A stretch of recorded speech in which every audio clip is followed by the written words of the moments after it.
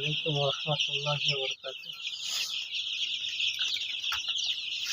এই হলো আমার টাইগার মুরগির বাচ্চা। এখন বয়স 12 দিন। মোটামুটি আলহামদুলিল্লাহ পুরোপুরি সুস্থ, কোনো অসুস্থ নাই। যত্নের কাছে সবকিছু। যদি তোমরা যত্ন যত বেশি করবা তত বেশি রেজাল্ট পাবা। আর এগুলা ডিমের জন্য খুবই কম তৈরি করা হয়, মাংসের জন্য বেশি তৈরি করা হয়। দেখো কতটা একদম সুস্থ।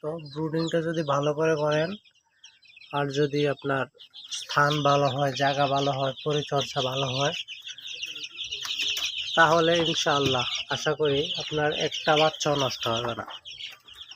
আমার একটা বাচ্চাও নষ্ট হয় না। এই পর্যন্ত আমার যতগুলো বাচ্চা আছে একটা বাচ্চাও নষ্ট হয় না। মোটামুটি সবগুলো বাচ্চা সুস্থ আছে।